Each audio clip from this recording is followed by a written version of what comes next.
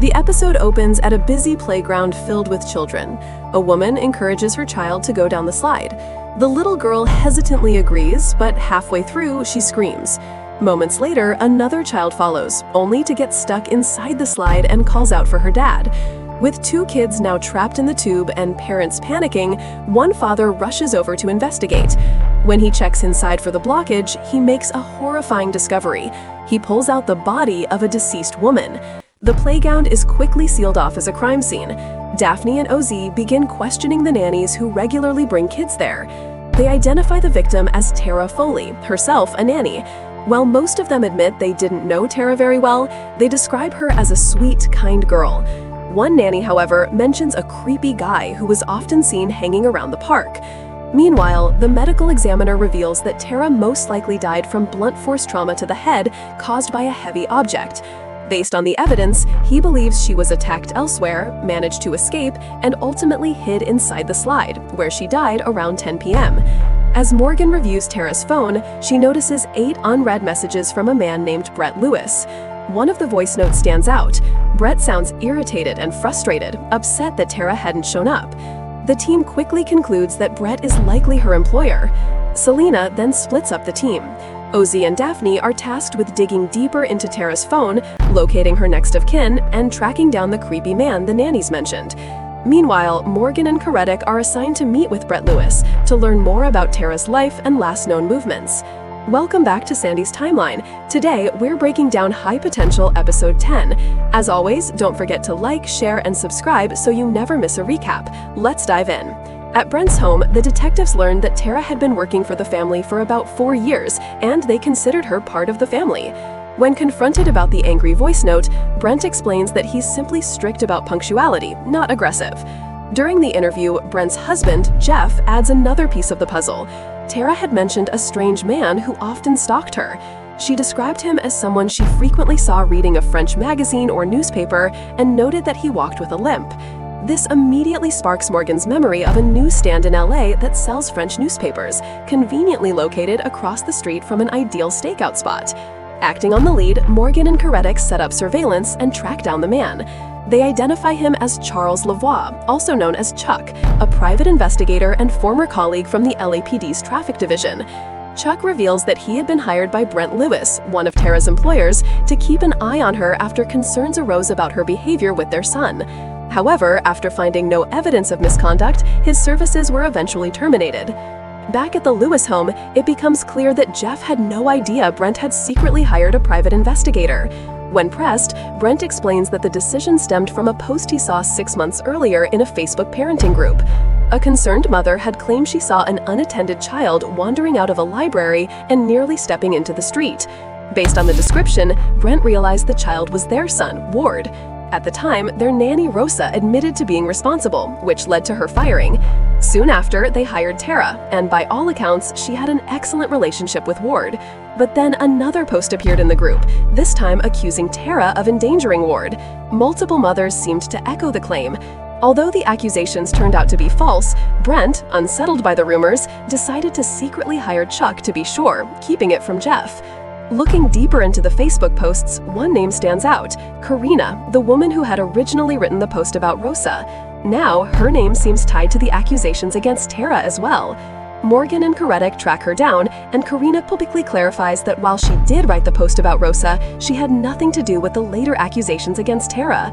She explains that after her post about Rosa, she was bombarded with hateful private messages blaming her for ending Rosa's career. The harassment became so overwhelming that she eventually deactivated her account.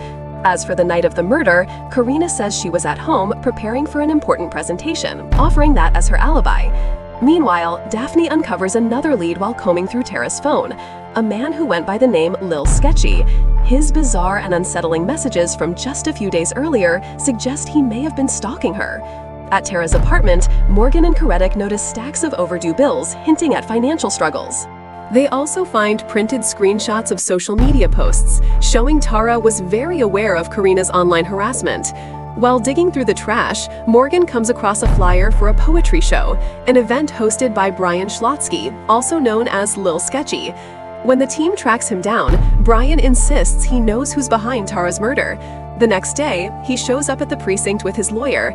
During questioning, he claims Tara had once babysat for him, and on the night of her death, he went to her complex to play loud music outside as a dedication to her. Then, he drops a bombshell.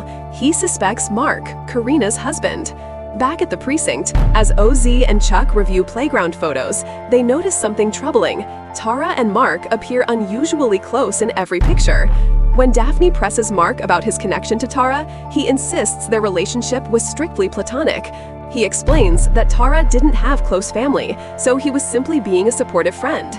As for the photos showing him holding a bat, Mark clarifies it was just a plastic toy, and even demonstrates that it couldn't have caused any harm. Regarding the night of the murder, he provides an alibi, saying he was hosting a book club, and even offers the names of people who can confirm his story. With his explanation seemingly solid, the lead fizzles out, leaving the investigation at another dead end. During questioning, the other nannies reveal that Mark and Karina had a heated confrontation, which many believed was over Mark's close relationship with Tara. But shortly after, Daphne uncovers something striking. The Facebook profiles used to post negative comments about Tara don't exist. They were fake accounts. This discovery gives Karina a possible motive, but when confronted at her office, Karina insists the argument with Mark wasn't about Tara at all, but about a botched order of wood for their new deck. She also firmly denies making any posts about Tara. As she speaks, Morgan notices a pattern. The negative posts were made during storytime hours, when the nannies weren't working. This suggests the online harassment came from within the nanny circle itself. Many of them disliked Tara because she kept to herself, never joining their group, and because they remained fiercely loyal to Rosa, the nanny fired before Tara. Morgan begins to suspect Oksana, one of the nannies with grievances against Tara. When Karedak asks how she reached that conclusion, Morgan explains her reasoning. In Karina's supposed posts, the days of the week are written in lowercase, consistent with Russian grammar, not English. Only a native Russian speaker would make that mistake. On top of that, Morgan recalls Oksana making the sign of the cross in the Russian Orthodox style, unlike Tara, who was Catholic. She then connects the dots. On Tara's calendar, she had marked down the exaltation of the cross on September 27th, celebrated in the Orthodox Church, not on September 14th like the Catholic tradition. Tara must have planned to attend Oksana's church to confront her about the harassment. Adding more weight, Morgan discovers Tara had the number of an immigration lawyer written down in her apartment. She theorizes Tara intended to expose Oksana for identity fraud, something that could have revoked her visa and led to deportation. When pressed, Oksana breaks down and admits she killed Tara, saying she would rather face jail in the US than be deported back to her home country. Morgan pieces together the final moments. After Tara confronted her, Oksana panicked, struck her with a blunt object, and assumed she was dead. Terrified, Tara tried to hide in the slide at the playground, where her injuries ultimately claimed her life. When investigators confront the other nannies, they initially lie to protect Oksana, but when threatened with nanny cam footage, they finally confess, leading to Oksana's arrest. She offers no denial. And that wraps up episode 10 of High Potential. If you enjoyed this recap, don't forget to like, share, and subscribe to Sandy's Timeline so you never miss the next episode breakdown. Drop your thoughts in the comments. Did you see Oksana coming as the killer? Thanks for watching, and I'll catch you in the next one.